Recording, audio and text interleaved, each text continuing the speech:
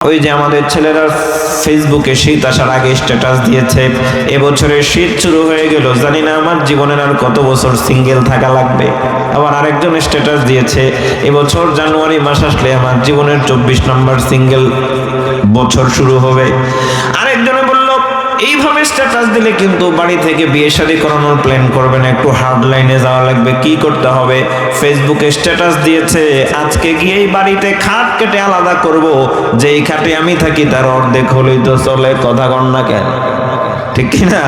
তার মানে সে বুঝাতে চায় আমার পিতামাতা আমাকে অনেক ভালোবাসে, অনেক আদর করে, চাওয়া মাত্রই মনের চাহিদা পূর্ণ করে, কিন্তু আমি যে আরেকজনের অভাব ফিল করতেছি, কেন আমার পিতামাতা বুঝে না? হৃদয়ে জুড়ে তোমারি প্রেম দাও প্রভু আমারে, আমি যেন কোন সময়, আমি যেন কোন সময় ভুলি না তোমারে, লা ইলাহা ইল্লাল্লাহ।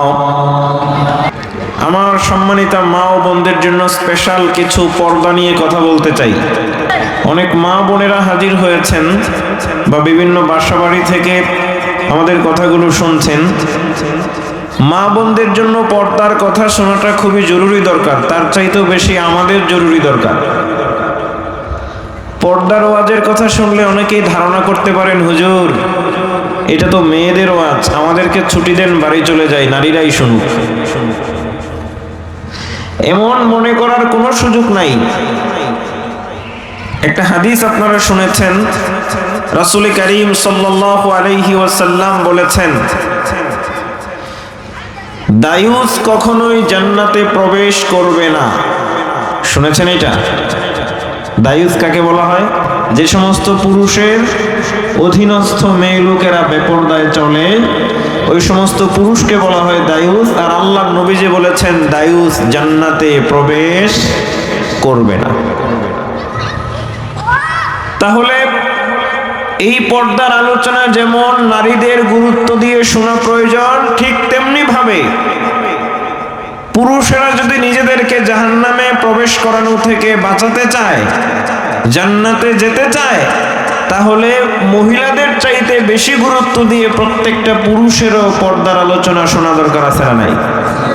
কারণ প্রত্যেক পুরুষের অধীনে 4 ধরনের মেয়েরা থাকে, হয়তো মা, বোন, স্ত্রী, কন্যা, আছে না নাই? তাদেরকে পর্দায় রেখে নিজেকে জাহান্নাম থেকে বাঁচানোর জন্য হলেও মেয়েদের চাইতে গুরুত্ব দিয়ে পুরুষের পর্দার আলোচনা শোনা দরকার। কথা ঠিক কিনা? মনে করেন এক ইটের ভাটায় বেশ অনেকগুলো ফর্মা একটা কোণা দিয়ে বাঁকা হয়ে গেছিল। এই বাঁকা ফর্মা দিয়ে যদি ইট বানানো হয়, এই ইটটা কি সোজা হবে না বাঁকা হবে? জোরে বলেন। বাঁকা হবে। এই ইট শুকানোর পরে, পুরানোর পরে খেয়াল করে দেখা গেল হাজার হাজার ইট, কয়েক লাখ ইট বাঁকা হয়ে গেছে। এখন ইটের মালিক, ভাটার মালিক চিন্তা করলো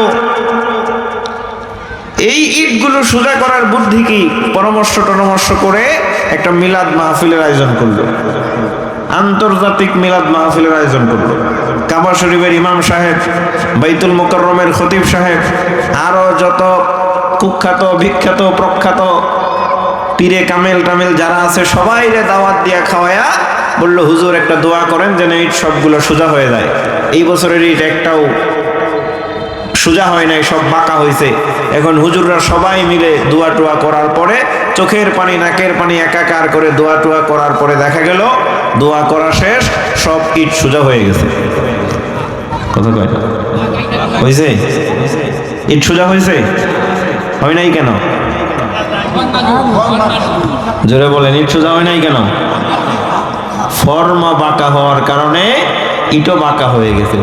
এইটা যেমন ভালো করে বুঝলেন, আল্লাহ পাক বলেন মায়েদের রেহেম সম্পর্কে, আল্লাহ পাক বলেন হুয়াল্লাযী ইউসাউবিরুকুম ফিল আরহামি কাইফা ইয়াশা। মায়ের রেহেমের মধ্যে আল্লাহ তাআলা মানুষের আকৃতি দান করেন। এখানে তার ভবিষ্যতের জন্য আল্লাহ সুবহানাহু ওয়া তাআলা কিছু নীতি নির্ধারণ করেন। সুতরাং যে সমস্ত মা হবে নেককার, যারা তাদের রেহেমকে পর্দায় রাখবে, যারা সন্তান পেটে থাকা অবস্থায় দিন পালন করবে, নেকামল করবে, ওই সমস্ত মায়েদের গর্ভে থেকে আব্দুল কাদের জিলানী রহমতুল্লাহ আলাইহির মতো শ্রেষ্ঠ মানুষেরা জন্ম নিবে। আর যে সমস্ত মেয়েরা সন্তান পেটে থাকা অবস্থায়, এটা তো তাদের ফরমার মতো, তারা যখন টিকটকে ব্যস্ত থাকবে, ফেসবুকে ব্যস্ত থাকবে, বিভিন্ন টিভি সিনেমা সিরিয়াল নাটকে ব্যস্ত থাকবে, সন্তান হবে ডিপজলের মতো। কথা কয় না কেন? কথা কয় না কেন? এই জন্য মেয়েদের পর্দার আলোচনা গুরুত্বপূর্ণ, খুবই গুরুত্বপূর্ণ। সম্মানিত হাজিরিন, লম্বা চড়া কোনো বক্তব্য নয়, মনোযোগ দেন। যে সমস্ত মা এবং বোনেরা আল্লাহর বিধান পর্দা মেনে নিজের জীবনটা গঠন করবে, ওই সমস্ত মা এবং বোনদেরকে রব্বুল আলামিন দুনিয়াতে মিনিমাম পুরস্কার দিবে তিনটা। এক নাম্বার পুরস্কারের নাম হলো নিরাপত্তা। একসাথে বলেন, এক নাম্বার পুরস্কারের নাম কি? দুই নাম্বার পুরস্কারের নাম হলো সম্মান। সবাই মিলে বলেন, দুই নাম্বার পুরস্কারের নাম কি? তিন নাম্বার পুরস্কারের নাম হলো সৌন্দর্য। আস্তে করে বলেন, তিন নাম্বার পুরস্কারের নাম কি? নিরাপত্তা, সম্মান এবং সৌন্দর্য। যে সমস্ত মা এবং বোনেরা আল্লাহর বিধান পর্দা মেনে চলবে, আল্লাহ রাব্বুল আলামিন দুনিয়াতে তাদেরকে নিরাপত্তা দান করবেন, তাদেরকে সম্মানিত করবেন, আল্লাহ পাক তাদের সৌন্দর্য বাড়ায় দেবেন। সুবহানাল্লাহ বলেন। সম্মানিত হাজিরিন, পর্দার মাধ্যমে আল্লাহ পাক নারীদেরকে কিভাবে নিরাপত্তা দিলেন খেয়াল করেন। তিরমিজি শরীফের বর্ণনা, আল্লাহর নবীজির একজন প্রিয় সাহাবী হযরত আব্দুল্লাহ ইবনে মাসউদ রাদিয়াল্লাহু আনহু থেকে বর্ণিত আছে, তিনি বলেন, বিশ্ব নবীজি বলেছেন, আল মারআতু আওরাতুন, নারীরা হলো আওরাত। একটু জোরে বলেন, কি? সবাই কয় না, জোরে বলেন কি? আওরাত শব্দের অনেকগুলো অর্থ আছে, তিনটি প্রসিদ্ধ অর্থ আপনাদেরকে শোনাই। আওরাত শব্দের এক নম্বর অর্থ হলো লুকিয়ে রাখার বস্তু। জোরে বলেন, এক নম্বর অর্থ কি? সবাই কয় না, জোরে বলেন, এক নম্বর অর্থ কি? আওরাত শব্দের দুই নম্বর অর্থ হলো ঢেকে রাখার বস্তু। আওরাত শব্দের তিন নম্বর অর্থ হলো গোপনে রাখার বস্তু। আল্লাহ নবী নারীদেরকে আওরাত বলেছেন। নারীরা পর্দার মাধ্যমে নিজেদেরকে ঢেকে রাখবে, পর্দার মাধ্যমে নিজেদেরকে লুকিয়ে রাখবে, পর্দার ভিতরে নিজেদেরকে গোপনে রাখবে। লুকিয়ে রাখার সঙ্গে, ঢেকে রাখার সঙ্গে, গোপনে রাখার সঙ্গে নিরাপত্তার কি সম্পর্ক? এখন যদি আমি আপনাদেরকে প্রশ্ন করি, ও বন্ধু, এগুলো শোকেসের মধ্যে লুকিয়ে রাখেন কেন? কারণটা কি? বলবেন, হুজুর, এগুলো আমার বাড়ির দামি সম্পদ, মূল্যবান সম্পদ, লুকিয়ে রাখি, ঢেকে রাখি, গোপনে রাখি নিরাপত্তা নিশ্চিত করার জন্য। ঠিক কিনা? আপনার বাড়ির দামি সম্পদ লুকিয়ে রাখলে যেমন নিরাপত্তা নিশ্চিত হয়, আল্লাহর নবী নারীদের ব্যাপারে বলেন, আদ-দুনিয়া কুল্লুহা মাতা ওয়া খায়রু মাতা'id দুনিয়া আল মারআতুন সালিহা। জোরে বলেন আল্লাহু আকবার। আল্লাহর নবী বলেন, এই পৃথিবীতে যত দামি দামি সম্পদ আছে, দামি দামি নিয়ামত আছে, তার মধ্যে অন্যতম একটা দামি সম্পদ হলো নেককার নারী, নেককার স্ত্রী। আল্লাহর নবীজি নারীদেরকে দামি নিয়ামত বলেছেন, দামি সম্পদ বলেছেন, আবার আওরাত বানায়া পর্দার মধ্যে ঢেকে রাখতে বলেছেন, গোপনে রাখতে বলেছেন, লুকিয়ে রাখতে বলেছেন। আপনার বাড়ির দামি সম্পদ লুকিয়ে রাখলে যেমন নিরাপত্তা নিশ্চিত হয়, যে সমস্ত মা এবং বোনেরা আল্লাহর বিধান পর্দা মেনটেন করে নিজেদেরকে আওরাত বানায় লুকিয়ে রাখবে, ঢেকে রাখবে, গোপনে রাখবে, ওই সমস্ত পর্দাওয়ালা মা বোনদেরকে রব্বুল আলামিন আপনার আমার বাড়ির দামি সম্পদের চাইতে হাজারো গুণ বেশি নিরাপত্তা দিয়ে দিবে। জোরে জোরে কোন সুবহানাল্লাহ। পর্দা মেনে নেওয়ার এক নম্বর পুরস্কারের নাম হলো নিরাপত্তা। আমার প্রিয় বন্ধুগণ, খেয়াল করেন, পর্দার মাধ্যমে আরো কিভাবে রব্বুল আলামিন নিরাপত্তা দান করলেন। মুফাসসিরিনে কেরামগণ লিখেছেন, আবুল বাশার আব্বাজান হযরত আদম আলাইহিস সালাম, যাকে রব্বুল আলামিন বডি স্ট্রাকচার তৈরি করেছেন জান্নাতের বাইরে, জান্নাতের বাইরে বডি স্ট্রাকচার তৈরি করার পর আদম আলাইহিস সালামকে রূহ দেওয়ার পরে যখন জান্নাতে থাকতে দিলেন, হাদিসের মধ্যে আছে আল্লাহর নবীজি সাল্লাল্লাহু আলাইহি ওয়াসাল্লাম বলেন, আল্লাহর কোন বান্দাবান্দি যখন সর্বপ্রথম জান্নাতে প্রবেশ করবে, জান্নাতে যাওয়ার পরেই সর্বপ্রথম মাছের কলিজা ভুনা করে নাস্তা দেওয়া হবে। জোরে কোন সুবহানাল্লাহ। মাছের কলিজা ভুনা করে নাস্তা দেওয়া হবে। এরপরে জান্নাতের মধ্যে রব্বুল আলামিন বান্দা বান্দীদের জন্য রেখে দিয়েছেন 4 ধরনের নহর। কুরআনুল কারীমে আছে রব্বুল আলামিন বলেন, মাসালুল জান্নাতিল্লাতী ওয়িদাল মুত্তাকুন ফিহা আনহারুম মিন মাইন গায়রি আসিনিন ওয়া আনহারুম মিন লাবানিন লাম ইয়াতাগায়্যার তা'মুহু ওয়া আনহারুম من خمر لذة للشاربين وأنهار من عسل مصفى ولهم فيها من كل الثمرات জোরে বলেন আল্লাহু আকবার। জান্নাতের মাঝে 4 ধরনের নহর আছে। 1 নম্বরে আছে স্বচ্ছ পানির ঝর্ণা, মিনারেল ওয়াটার। এরপরে 2 নম্বরে আছে জান্নাতের মধ্যে দুধের নহর। 3 নম্বরে জান্নাতের মধ্যে আছে মধুর নহর। জান্নাতের মধ্যে শরাবের নহর আছে, বিভিন্ন রকমের ফলমূল আছে। আমার প্রিয় বন্ধুগণ, খুবই খেয়াল করেন কথাগুলো। আব্বা জান আদম আলাইহিস সালাম যখন জান্নাতের মধ্যে গেলেন, জান্নাতের মাছের কলিজা ভুনা খায়, জান্নাতে পানির ঝর্ণা থেকে পানি পান করে, দুধের ঝর্ণা থেকে দুধ পান করে, মধুর ঝর্ণা থেকে মধু পান করে, শরাবের নহর থেকে শরাব পান করে, বিভিন্ন রকমের ফলমূল আব্বা জান জান্নাতের মধ্যে খায়। আরামায়েশের কোনো কমতি নাই। এবার আপনাদের কাছে জিজ্ঞাসা করব, সবাই মিলে জবাব দিবেন। বলেন তো, আব্বা জানের জন্য কি জান্নাতের মধ্যে খাবারের কোনো অভাব আছে নাকি? জোরে কোন, খাবারের কোনো অভাব আছে? আরামায়েশের কোনো অভাব আছে নাকি? খুবই খেয়াল করেন কথাগুলো। জান্নাতের বর্ণনা দেওয়া আমার উদ্দেশ্য নয়, মূল কথা যেটা এখনই বুঝতে পারবেন। আব্বাজানকে তৈরি করা হলো জান্নাতের বাইরে, থাকতে দিলেন রব্বুল আলামিন জান্নাতের ভিতরে। জান্নাতের ভিতরে খাবারের কোনো অভাব নাই, আরামায়েশের কোনো অভাব নাই। মনে যা চায় তাই খেতে পারেন, যখন যেটা ইচ্ছা সেটাই করতে পারেন। সব কিছু থাকার পরেও কেন যেন তিনি মনে মনে শূন্যতা অনুভব করেন। আর একটু কি যেন হলে ভালো হতো, কেন যেন খালি খালি লাগে। সব কিছু থাকার পরেও মনে হয় কি যেন নাই। সুবহানাল্লাহ বলবেন না? সব কিছু আছে, একজন মানুষের বড় অভাব ফিল করছেন তিনি। আব্বাজানের মনের কথাটা বুঝে নিলেন আল্লাহ। আব্বাজান আদম আলাইহিস সালাম জান্নাতের ভিতরে যাওয়ার পরে সব কিছু থাকার পরেও আরেকজনের অভাব ফিল করলেন। মুফাসসিরিনে কেরামগণ লিখেছেন, আব্বাজান যখন জান্নাতের মধ্যে ঘুমিয়ে পড়লেন, ও খালাকা মিনহা যাওজাহা ওয়া বাথা মিনহুমা রিজালান কাসীরান ওয়া নিসা। আব্বাজান যখন জান্নাতের মধ্যে ঘুমিয়ে পড়লেন, জান্নাতের ভিতরে আম্মাজান হযরতে হাওয়া আলাইহিস সালামকে রব্বুল আলামিন আব্বাজানের থেকে সৃষ্টি করলেন। এবার দেখেন, ভালো করে খেয়াল করেন আমার মূল কথাটা কি। পৃথিবীর প্রথম মা, পৃথিবীর প্রথম নারী, পৃথিবীতে পাঠানোর জন্য প্রথম একজন মেয়ে লোককে সৃষ্টি করলেন জান্নাতের ভিতরে। আব্বাজানকে সৃষ্টি করেছেন কোথায়? জোরে বলেন, কোথায়? আম্মাজানকে সৃষ্টি করলেন কোথায়?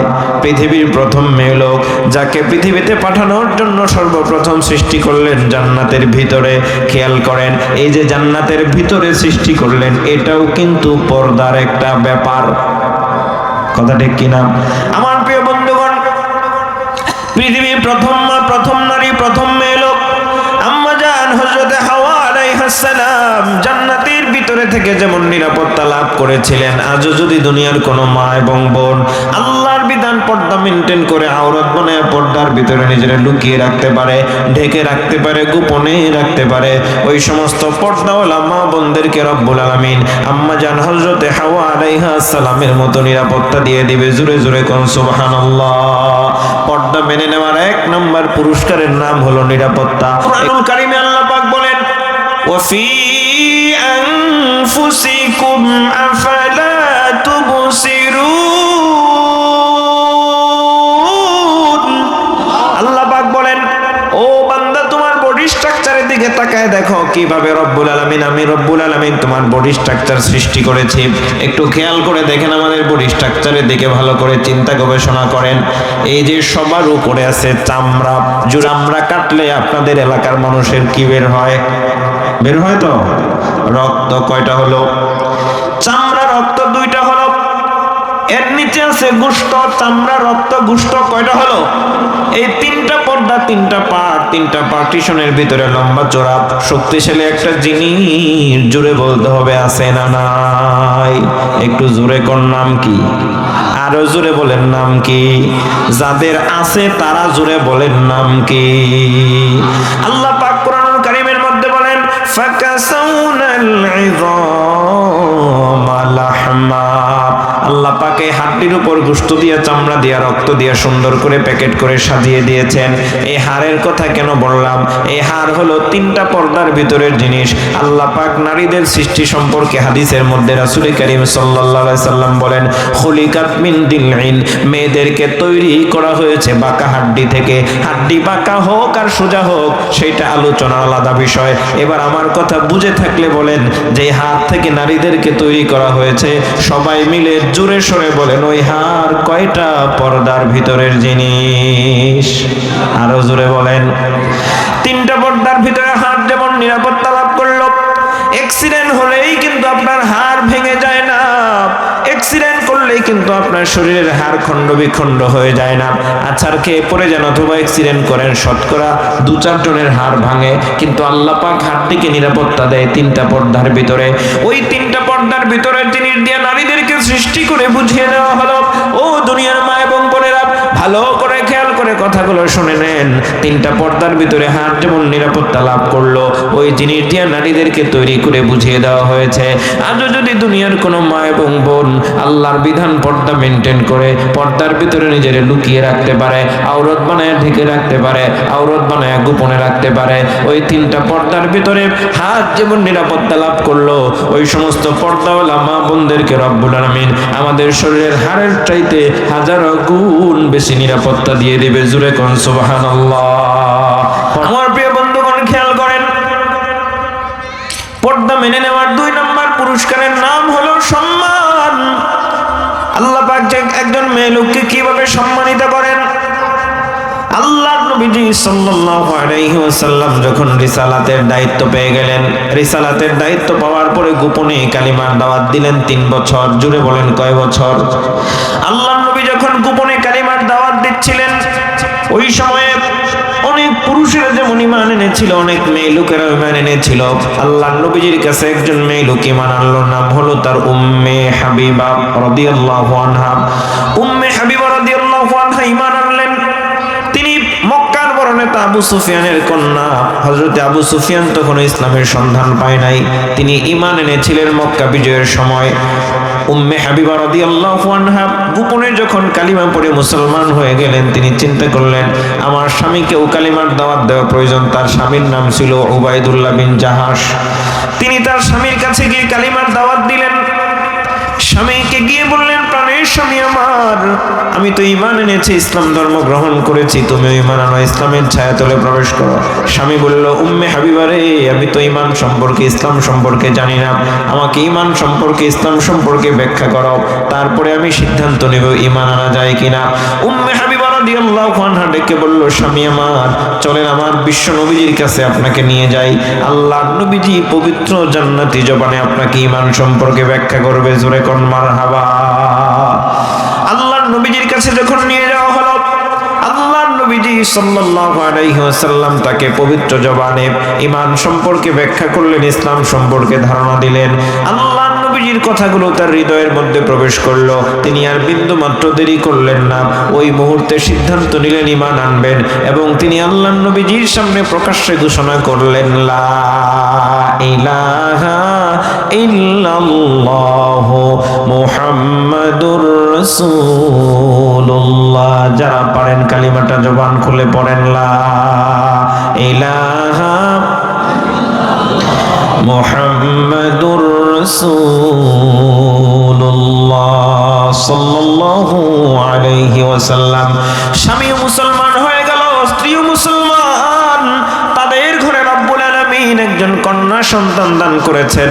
কন্যা সন্তানটাকেও দিন শিখাতে লাগলো, পুরো পরিবারের সকল লোক দিনদার হয়ে গেল। আল্লাহর নবীজি সাল্লাল্লাহু আলাইহি সাল্লামের কাছে মাঝে মধ্যে আসেন, রাসূলের কাছ থেকে দোয়া নেয় আর আল্লাহর কাছে দোয়া করে, রব্বুল আলামিন ঈমান এনেছি আপনার উপর, আপনার প্রিয় নবীজির উপর ঈমান এনেছি, আমাদেরকে ঈমানের পথে অবিচল থাকার তৌফিক আপনি দান করেন। আমার প্রিয় বন্ধুগণ, ওই যে বাংলাতে একটা কথা আছে, স্বাধীনতা অর্জন করার চাইতে স্বাধীনতা রক্ষা করা বেশি কঠিন। আমার প্রিয় বন্ধুগণ, ঈমান যদি কোনো ব্যক্তি আনে, ঈমানের উপর অবিচল থাকা ততটা কঠিন হয়ে যায়। এজন্য প্রত্যেক মুসলমানের ঈমানের উপর অবিচল থাকার জন্য দোয়া করা উচিত। ঈমানের পথে অবিচল থেকে আমার মরণ যেন হয়, ঈমানের পথে অবিচল থেকে আমার মরণ যেন হয়, তোমারই কাছে মিনতি আমার, তোমারই কাছে মিনতি আমার, মহামহিম দয়াময়, ঈমানের পথে অবিচল থেকে আমার মরণ যেন হয়। জোরে জোরে জবান খুলে বলেন আমিন।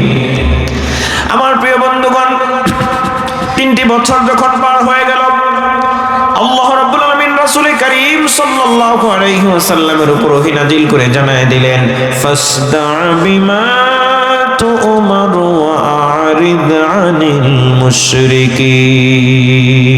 আল্লাহ পাক বলেন, হে রাসূল, এতদিন আপনি গোপনে কালিমার দাওয়াত দিয়েছেন, এখন আর গোপনে কালিমার দাওয়াত দেওয়ার প্রয়োজন নাই, এবার আপনি প্রকাশ্যে কালিমার দাওয়াত দেন। অনেক লম্বা কথা সংক্ষিপ্ত করে বলছি আমার প্রিয় ভাইরা, আল্লাহর নবীজি এবং সাহাবায়ে কেরাম যখন প্রকাশ্যে কালিমার দাওয়াত দিতে লাগলেন, আল্লাহর নবীজির প্রকাশ্যে কালিমার দাওয়াত দেওয়ার কারণে মক্কার কাফেররা আল্লাহর নবীজি এবং সাহাবায়ে কেরামদের উপর নির্যাতনের স্টিমরোলার চালায় দিল। নতুন যারা ঈমান এনেছিল আল্লাহর নবীজির কাছে তারা হাজির হলেন। উম্মে হাবিবা রাদিয়াল্লাহু আনহা এবং তার স্বামীও হাজির হলেন। হাজির হওয়ার পরে বললেন, হুজুর, ঈমান আনার কারণে নির্যাতনের মধ্যে পড়ে গেলাম, আপনাকে তো আদর্শ নেতা হিসেবে গ্রহণ করেছি, আল্লাহর উপর ঈমান এনেছি, আপনি আমাদেরকে বলেন আমরা এখন কি করব, আপনার পরামর্শ ছাড়া আমরা কোনো কাজ করতে পারি না। আল্লাহর নবীজি বললেন, একটু অপেক্ষা করো, আমিও তো আল্লাহর সিদ্ধান্ত ছাড়া কোনো কাজ করতে পারি না। ওয়ামা ইয়ানতিকু আনিল হাওয়া ইন হুয়া ইল্লা ওয়াহয়ুহা। আল্লাহর নবীজির কাছে কিছুক্ষণ পরে জিবরাইল আমিন আলাইহিস সালাম চলে এলেন। জিবরাইল এসে বললেন, ইয়া রাসূলুল্লাহ, ঈমান আনার কারণে যারা নির্যাতনের মধ্যে পড়ে গেছে, ঈমান আনার কারণে যারা জীবন বড় বিপন্ন হয়ে গিয়েছে, আপনি তাদেরকে ঈমান হেফাজতের জন্য, জীবন বাঁচানোর জন্য আল্লাহর পক্ষ থেকে বাদশা নাজ্জাশীর দেশে আবিসিনিয়ায় হিজরত করার পরামর্শ দেন। জোরে কোন মারহাবা, আর জোরে বলেন আল্লাহু আকবার। আমার প্রিয় বন্ধুগণ, জীবন বাঁচানোর জন্য, ঈমান হেফাজতের জন্য মুসলমানদের প্রথম কাফেলা যখন আবিসিনিয়ার দিকে হিজরতের জন্য রওনা দিলেন, উম্মে হাবিবা রাদিয়াল্লাহু আনহা সেই কাফেলার মধ্যে ছিলেন। উম্মে হাবিবা রাদিয়াল্লাহু আনহা যখন বাড়ি থেকে বের হলেন, বাড়ি থেকে বের হওয়ার সময় তিনি তার চেহারাটা সুন্দর করে চাদর দ্বারা ঢেকে বের হলেন। এখন আপনাদের মনে অনেকের প্রশ্ন জাগতে পারে, হুজুর, তখনও তো পর্দার আয়াত নাজিল হয় নাই, চেহারাটা চাদর দ্বারা ঢাকলেন কেন, কারণটা কি? ভালো করে শুনে নেন, মুহাদ্দিসিনে কেরামগণ একটি হাদিস উল্লেখ করে জবাব দিয়েছেন। আল্লাহর নবীজি সাল্লাল্লাহু আলাইহি সাল্লাম বলেন, আল হায়াউ শুবাতুম মিনাল ঈমান, লজ্জা হলো ঈমানের একটি অঙ্গ। যে ব্যক্তি ঈমান আনে তার মধ্যে একটা লজ্জাশীলতার তৈরি হয়। যার মধ্যে লজ্জা আছে তার ঈমান আছে। যার লজ্জা যত বেশি তার ঈমান তত বেশি। যার লজ্জা যত কম তার ঈমান তত কম। যে ব্যক্তি নির্লজ্জ, বেহায়া, বেশরম, সে নারী হোক আর পুরুষ হোক, ওই ব্যক্তি কখনোই খাঁটি মুমিন হতে পারে না। ঠিক না? ঈমানি লজ্জার কারণে চেহারাটা চাদর দিয়ে ঢাকলেন, রওনা দিয়েছেন আবিসিনিয়ার দিকে, সঙ্গে তার স্বামী আর মাসুম বাচ্চা আছে। এই কথাটা মনে রাখেন, আবিসিনিয়ায় গিয়ে মারাত্মক একটি ঘটনা ঘটেছে।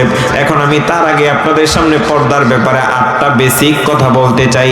পর্দার ব্যাপারে মৌলিক 8টি পয়েন্ট তুলে ধরতে চাই। যদি কোনো ব্যক্তি পর্দার ব্যাপারে 8টি পয়েন্ট মনে রাখতে পারেন, সারা জীবনের জন্য কাজে লেগে যাবে। পর্দার ব্যাপারে প্রথম কথা নাম্বার 1, মেয়েরা থাকবে বাড়িতে।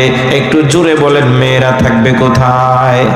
কুরআনুল কারীমে আছে, ওয়াকরনা ফি বুয়ুতিকুন্না ওয়ালা তাবাররাজনা তাবাররুজাল জাহিলিয়াতিল উলা। আল্লাহ পাক বলেন, নারীদের থাকার জায়গা হলো তাদের ঘর, তাদের বাড়ি। এখন অনেক ওয়াজ গবেষক আছেন, ওয়াজ মাহফিলে যারা আসে না, কিন্তু ওয়াজ বসে বসে চায়ের দোকানে সিগারেট খায়, চা খেয়ে ওয়াজ বিশ্লেষণ করে। এরকম লোক নাই, এরকম লোক নাই। এরা মাহফিলের আগেও বিশ্লেষণ করে, মাহফিল হইলেও বিশ্লেষণ করে, পরেও বিশ্লেষণ করে। আর কয় সবাত লোক হয় না, তুই আহস না কে? আমার প্রিয় বন্ধুগণ, এবার যারা এই কথা বলে, পর্দার মাধ্যমে নারীদেরকে ঘরে বন্দি করা হয়েছে, পর্দার মাধ্যমে নারীদেরকে একেবারে আটকিয়ে ফেলা হয়েছে। পর্দা উন্নতির পথে বাধা, পর্দা অগ্রগতির পথে বাধা, পর্দা প্রগতিশীলতার পথে বাধা। হুজুর, আপনারা এখনো ব্যাকডেটেড, আনকালচারড রয়ে গেলেন, আপনাদেরকে দিয়ে দুনিয়ায় কোনো উন্নতি হবে না। এই ধরনের পর্দার কথা সমালোচনা করার মতো লোক আছে না নাই? আচ্ছা বলেন তো, পর্দার বিধান নাজিল করেছেন কে? আল্লাহ পাক যেহেতু বিধান নাজিল করেছেন, অবশ্যই বিধানের মধ্যে কল্যাণ আছে, কিন্তু তাদের মাথার মধ্যে পর্দার কল্যাণ ধরা পড়ে না কেন? কারণটা কি? এবার আপনাদের মনে একটা প্রশ্ন জেগেছে, নিশ্চয়ই বলবেন, হুজুর, মেয়েরা কি তাহলে ঘরের বাইরে বের হতে পারবে না নাকি? আল্লাহর নবীজি বলেন, বুখারী শরীফ প্রথম খণ্ডের বর্ণনা, আম্মা জান হযরত আয়েশা সিদ্দিকা রাদিয়াল্লাহু আনহা থেকে বর্ণিত আছে, তিনি বলেন, আল্লাহর নবীজি বলেছেন, কদ উযিনা লাকুন্না আন তাখরুজনা ফি হাজাতিকুন্না। আল্লাহর নবী বলেন, ও আয়েশা রে, মেয়েদের যখন একান্ত বিশেষ প্রয়োজন পড়বে, একান্ত বিশেষ প্রয়োজনে মেয়েরা ঘরের বাইরে বের হতে পারবে। জোরে কোন মারহাবা। ইচ্ছে মতো যাওয়া যাবে নাকি? একান্ত বিশেষ প্রয়োজনে যখন মেয়েরা ঘরের বাইরে যাবে, কিভাবে যাবে? আল্লাহ পাক কোরআনের রূপরেখা নির্ধারণ করে দিয়েছেন। আল্লাহ পাক বলেন, ওয়ালা তাবাররুজনা তাবাররুজাল জাহিলিয়াতিল উলা। জাহেলি যুগের মেয়েরা যেভাবে রূপ সৌন্দর্য প্রদর্শন করে ঘরের বাইরে যেত, মুমিন কোন মেয়েরা ওইভাবে নিজেদের রূপ সৌন্দর্য প্রদর্শন করে কাপড় চোপড় না পরার মতো কাপড় চোপড় পরে ঘরের বাইরে যেতে পারবে না। একান্ত বিশেষ প্রয়োজনে ঘরের বাইরে যদি যাওয়া লাগে, তাহলে নারীরা একটা সুন্দর করে পর্দা করে বুরখা পরে ঘরের বাইরে যাবে। কিন্তু অনেক মা বোনেরা আছে এমন, বুরখা পরে টাইট ফিটিং বডির আপনার গঠন আকার আকৃতি সব বোঝা যায়, ওই রকম টাইট ফিটিং বুরখা পরলে কখনোই পরিপূর্ণ পর্দা হবে না। বুরখা পরতে হবে লুজ ফিটিং, ঢিলে ঢালা। তাহলে 1 নাম্বার ঘরে থাকবে, 2 নাম্বার বাইরে প্রয়োজনে যেতে পারবে। জুড়ে বলতে হবে, পর্দা করার জন্য যে বুরখা পরবে, একটু জুড়ে বলেন, বুরখাটা হবে কেমন? আরো জোরে বলেন, বুরখাটা হবে কেমন? এবার দেখেন 3 নাম্বার, মেয়েরা যখন ঘরের বাইরে যাবে, মাথার উপর থেকে নিচের দিকে আর একটা কাপড় ঝুলিয়ে রাখবে। কুরআনুল কারীমের পরিভাষায় এটাকে বলা হয় জিলবাব। আল্লাহ পাক বলেন, ইউদনিনা আলাইহিন্না মিন জালাবিবিহিন্না। একটা জিলবাব মাথার উপর থেকে নিচের দিকে ঝুলানো থাকবে। এটাকে অনেক মেয়েরা ইসকাব বলতে পারে, হিজাবও বলতে পারেন, নিকাবও বলতে পারেন। ও আমার প্রিয় মা বোনেরা, ভালো করে খেয়াল করেন। এখন মেয়েরা বলবে, হুজুর, আল্লাহ কোরআনে যেটা জিলবাব বলেছেন, আমরা ওটাকে ইসকাব বলি, হিজাব বলি, নেকাব বলি, জিনিসটা তো একই হলো। আমি বলি, জিনিসটা যদিও কিন্তু একটা সূক্ষ্ম কথা আছে এখানে। অনেক মেয়েরা হিজাব পরে, নেকাব পরে, এমন ডিজাইন আর কারুকাজ করা থাকে, পুরো শরীর যদি বোরখা দিয়ে ঢাকা থাকে, মাথায় ইসকাব পরা থাকে, চোখে চশমা, হাতে মোজা, পায়ে মোজা, শরীরের কোনো অংশ দেখা যাক আর না যাক, ইসকাপের অতিরিক্ত ডিজাইনের কারণে, হিজাবের অতিরিক্ত ডিজাইনের কারণে অন্য পুরুষেরা ডিজাইনের দিকেও কয়েক মিনিট তাকায় থাকে। একটু জুড়ে বলতে হবে, এরকম ডিজাইন করা ইসকাপ আর হিজাব আছে না নাই? তাহলে যে হিজাবের ডিজাইনের দিকে আকৃষ্ট হয়ে অন্য পুরুষেরা তাকিয়ে থাকে, ওইটা কখনোই পরিপূর্ণ পর্দা হতে পারে পারে না, তাহলে 1 নাম্বার ঘরে থাকবে, 2 নাম্বার বিশেষ প্রয়োজনে বাইরে যেতে পারবে। জোরে বলেন বুরখা পরবে কেমন? কথা কয় না, বুরখা পরবে কেমন? 3 নাম্বার স্কার্ফ ব্যবহার করবে অতিরিক্ত ডিজাইন ছাড়া। জোরে বলেন অতিরিক্ত ডিজাইন ছাড়া। এবার দেখেন 4 নাম্বার, মেয়েরা যখন ঘরের বাইরে যাবে আরেকটা উড়না দ্বারা তাদের বুকের অংশটা ঢেকে রাখবে। আল্লাহ পাক কুরআনুল কারীমের মাঝে বলে দিয়েছেন, ওয়ালিয়াদরিবনা বিখুমুরিহিন্না আলা জুয়ুবিহিন্না। আলাদা একটা স্পেশাল উড়না দ্বারা নারীরা তাদের বুকের অংশটাকে ঢেকে রাখবে। খেয়াল করেন আমার ভাইয়েরা, তাফসীর পড়াশোনা করে যতটুকু বুঝতে পারলাম সেটা সারমর্ম তুলে ধরতে চাই। আমি যতটুকু বুঝতে পারলাম তা হলো, মায়েদের বুকটা রব্বুল আলামিন উড়না দ্বারা ঢেকে রাখার কথা বলেছেন, তার কারণ হলো এই মায়েদের বুকের মধ্যে রব্বুল আলামিন মানব জাতির খাবার হিসাবে একটা মহামূল্যবান নিয়ামত দান করেছেন, যেটা আমি, আপনি, আমরা সবাই খেয়ে তারপরে বড় হয়েছে। জোরে কোন আল্লাহু আকবার। কুরআনুল কারীমের মধ্যে সেই খাবার সম্পর্কে রব্বুল আলামিন বলেন, ওয়াল ওয়ালিদাতু ইরদি'না আওলাদাহুন্না হাওলাইনি কামিলাইন। প্রত্যেক সন্তান মায়ের বুকের দুধ পান করবে পরিপূর্ণ 2 বছর পর্যন্ত। আমার কথা বুঝে থাকলে বলেন, সন্তানকে পরিপূর্ণ 2 বছর পর্যন্ত মায়ের বুকের দুধ পান করার যিনি অধিকার দিয়েছেন, একটা লুকো জবান বন্ধ রাখবেন না। জোরে বলেন তিনি কে? আরো জোরে জোরে বলেন তিনি কে? আল্লাহ পাক সন্তানকে বুকের দুধ পান করার অধিকার দিয়ে দিলেন, কিন্তু অনেক মায়ের আছে বডি স্ট্রাকচার নষ্ট হইয়া যাইব, বুকের দুধ খাওয়ায় না, ডানো খাওয়ায়। আমার প্রিয় বন্ধুগণ, ভালো করে খেয়াল করেন, আমার মা বোনেরা খুব মনোযোগ দিয়ে কথাগুলো শোনেন। যে সমস্ত মা বোনেরা সন্তানকে তাদের অধিকার দেয় না, একটু ভালো করে খেয়াল করেন। গত কয়েক বছরের একটা রিপোর্টের মধ্যে আমি দেখেছি, বর্তমান বিশ্বের সবচেয়ে মারাত্মক একটা গুরুত্বপূর্ণ রোগের নাম হলো, মারাত্মক একটা ডেঞ্জারাস রোগের নাম হলো স্তন ক্যান্সার। শুনেন না এটার কথা আপনারা? স্তন ক্যান্সার হওয়ার যতগুলো কারণ উল্লেখ করা হয়েছে, অন্যতম একটা গুরুত্বপূর্ণ কারণ হলো যে সমস্ত মেয়েরা তাদের বুকের দুধ সন্তানদেরকে পান করায় না, ওই সমস্ত মেয়েদের স্তন ক্যান্সার হওয়ার সম্ভাবনা থাকে। আবার যাদের স্তন ক্যান্সার হয়, হইতে পারে 1টা অথবা 2টো স্তন কেটে ফেলে দেওয়া লাগে।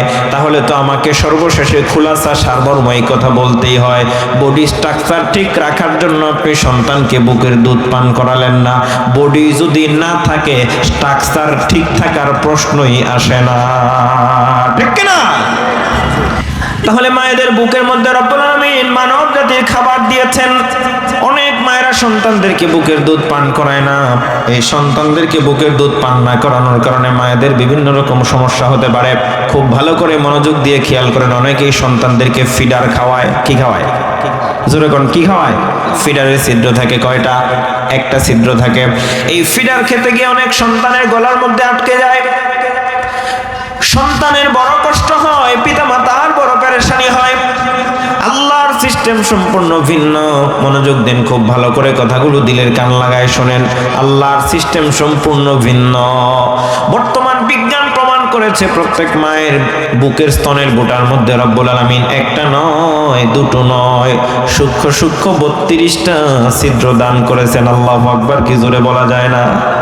আমার প্রিয় বন্ধুগণ, আমরা যখন ছোটবেলায় মায়ের বুকের দুধ পান করেছি, আমাদের প্রয়োজন মতো রব্বুল আলামিন কুদরতি নিজামের মাধ্যমে এই সূক্ষ্ম সূক্ষ্ম 32টা ছিদ্র দিয়ে আমাদের মুখে দুধ সাপ্লাই করেছেন। যখন যেমন যেভাবে প্রয়োজন, বেশি গরমও না বেশি ঠান্ডাও না, আল্লাহ রাব্বুল আলামিন এমন ভাবে আমাদের খাবারের ব্যবস্থা করে দিয়েছেন, সকালে বিকালে সজাগ থেকে ঘুমে থেকে আমাদেরও কোনো কষ্ট হয় নাই, মায়েরও কোনো পেরেশানি হয় নাই। মুফাসসিরিনে কেরামগণ লিখেছেন, মায়ের স্তন থেকে সন্তান যখন বুকের দুধগুলো পান করে, মায়ের সঙ্গে সন্তানের একটা ভালোবাসার বন্ধন তৈরি হয়, একটা আত্মার বন্ধন তৈরি হয়, একটা মায়ার বন্ধন তৈরি হয়, একটা নারী ছেঁড়া টান তৈরি হয়। সন্তানের সঙ্গে ছোটবেলায় মায়ের যখন এই মায়ার বন্ধন তৈরি হবে, আত্মার বন্ধন তৈরি হবে, এই সন্তান যখন বড় হবে, পিতামাতা যখন বুড়া বুড়ি হবে, কখনো এই সন্তান ওই পিতামাতার সঙ্গে খারাপ আচরণ করতে পারে না, ঠিক কিনা? তাহলে এবার একটা কথা জিজ্ঞাসা করতে চাই, ভালো করে খেয়াল করে জবাব দিবেন। আপনাদের এলাকায় খাবার রান্না করার পরে খাওয়ার আগ পর্যন্ত ঢেকে রাখা হয় না খোলা রাখা হয়? কথা কোন নাকি? ঢেকে রাখা হয় না খোলা রাখা হয়? খাবার যদি ঢেকে রাখা না হয় ওখানে মাছি বসতে পারে, ময়লা পড়তে পারে, জীবাণু পড়তে পারে, খাবারটা অস্বাস্থ্যকর হতে পারে। এই খাবার খেলে অসুখ হওয়ার সম্ভাবনা আছে না নাই? আর যদি খাবারটা ঢাকা থাকে কোনো রকম ময়লা আবর্জনা এখানে পড়বে না, খাবারটা স্বাস্থ্যকর থাকবে। এজন্য মানব জাতির খাবার দিলেন মায়েদের বুকের মধ্যে। আবার রব্বুল আলামিন 4 নম্বর পয়েন্টে বললেন ওয়ালিয়াদরিবনা বিখুমুরিহিন্না আলা জুয়ুবিহিন্না। ও দুনিয়ার মুমিন নারীরা ভালো করে শুনে নেন, আলাদা একটা উড়না দ্বারা বুকটাকে ঢেকে রাখতে বললেন।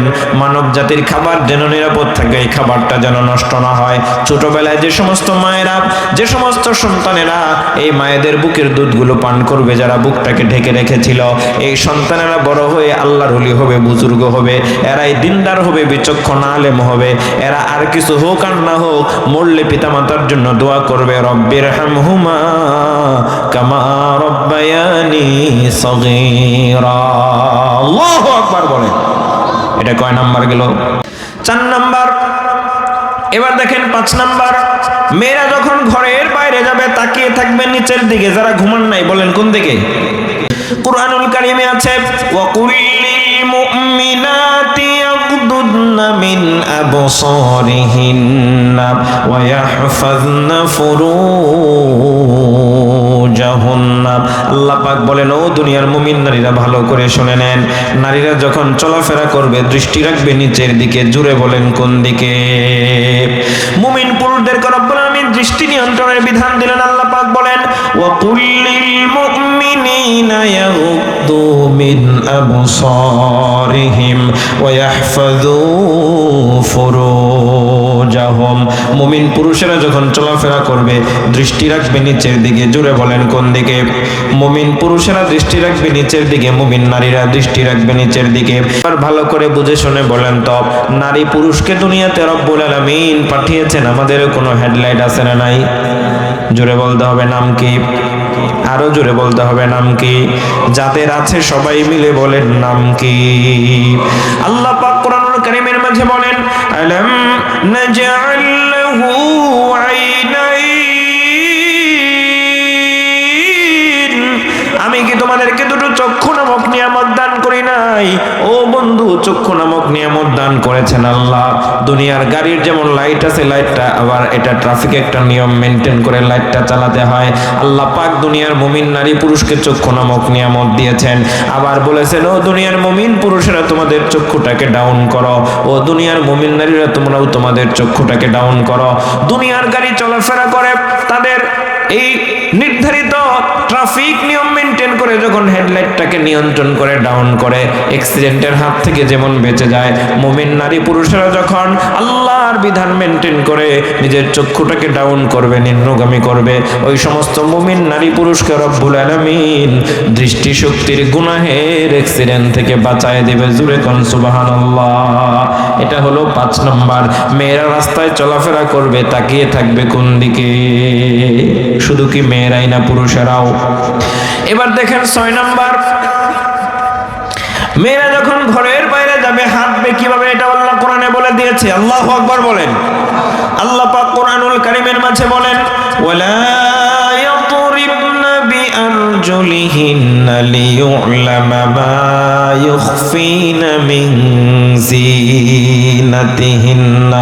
আল্লাহ পাক বলেন ও দুনিয়ার মুমিন নারীরা ভালো করে শুনে নেন। আল্লাহ পাক বলেন নারীরা যখন ঘরের বাইরে চলাফেরা করবে, চলাফেরা করার সময় এমন ভাবে হাঁটতে পারবে না যেন তাদের শরীরের গোপন সৌন্দর্য প্রকাশ পায়। মুফাসসিরিনে কেরামগণ লিখেছেন রব্বুল আলামিন নারীদেরকে সৌন্দর্যের অঙ্গ প্রত্যঙ্গ দিয়ে সৃষ্টি করেছেন।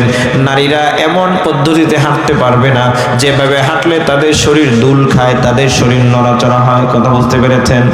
এখন অনেক মেয়েরা বলবে হুজুর আগে তো জানতাম না ওইভাবে হাঁটা নিষিদ্ধ, আজকে থেকে নিয়ত করলাম ভালো পদ্ধতিতে হাঁটবো। কিন্তু আমার একখান কথা আছে, এমন একটা জুতা পরিধান করে অনেক মেয়েরা হাঁটে যেই জুতা এতটুকু গোড়ালি উঁচু উঁচু। জোরে বলেন নাম কি? আস্তে বলেন নাম কি? হ্যাঁ হ্যাঁ, কি হিল? High heel. আচ্ছা বলেন তো, এই হাই হিল পরিধান করে হাঁটলে কি ভালো করে হাঁটা যায়? ইচ্ছে করেও ভালো পদ্ধতিতে হাঁটা যায় না, মাস্ট বি শরীর দুলিয়েই হাঁটা লাগে। তাহলে যেই পদ্ধতিতে হাঁটলে শরীর দুল খায়, অতিরিক্ত নড়াচড়া হয়, ওই পদ্ধতিতে নারীদের যেমন হাঁটা নিষেধ। প্রথম প্রশ্ন ভালো করে শোনেন, হাই হিল পরা যদি হারাম হয়, যারা ঘুমান নাই পুরুষ যারা, তারা জুড়ে জবাব দিবেন। হাই হিল পরা যদি হারাম হয়, কিনে দেওয়া কি ফরজ না ওয়াজিব? শুনি নাই আমি, জোরে বলেন, কিনে দেওয়া কি ফরজ না ওয়াজিব? এইবার দ্বিতীয় প্রশ্ন করব। প্রথম প্রশ্নের চাইতে দ্বিতীয় প্রশ্ন বেশি গুরুত্বপূর্ণ। যেই বোরকা পরলে পরিপূর্ণ পর্দা করা সম্ভব হয় না, যেই হিজাবের অতিরিক্ত নকশার কারণে 100% পর্দা করা যায় না, যেই হাই হিল পরিধান করলে নারীরা ভালো পদ্ধতিতে হাঁটতে পারে না, এই জন্য মেয়েদের নাচ শেখাও হারাম, নাচের স্কুলে মেয়েদের ভর্তি করাও হারাম। তুমি যতই রোজা করো, আমল করো, হজ করো, যাকাত দাও, যতবার হজ করো না কেন, তোমার নাচনেওয়ালি মেয়েই তোমাকে জাহান্নামে নেওয়ার জন্য যথেষ্ট। ঠিক কিনা আমার প্রিয় বন্ধুগণ? তাহলে যেই বোরকা পরলে পরিপূর্ণ পর্দা হয় না, যেই হিজাব অতিরিক্ত নকশার কারণে পরিপূর্ণ পর্দা করা যায় না, যেই হাই হিল পরিধান করে হাঁটলে ইচ্ছে করেও ভালো পদ্ধতিতে হাঁটা যায় না, এক কথায় বেপর্দায় চলার জন্য নারীদের যা কিছু কেনার প্রয়োজন পড়ে বুঝে শুনে পুরুষেরা জবাব দেন। আর যারা পুরুষ না তারা চুপ থাকবেন, বুঝে শুনে জবাব দিয়েন। নারীদের বেপর্দায় চলার জন্য যা কিছু কেনার প্রয়োজন পড়ে একটু বুঝে শুনে বলেন তো, ওগুলো কি নারীরা নিজেদের পকেটের টাকা দিয়েই কেনে, না আপনার আমার পকেটের টাকার সহযোগিতা আছে? আখেরি জামানা বলিতে মানা, বলিতে গেলে ধৈরা মারে রে। আখেরি জামানা বলিতে মানা, বলিতে গেলে জেলে ভরে।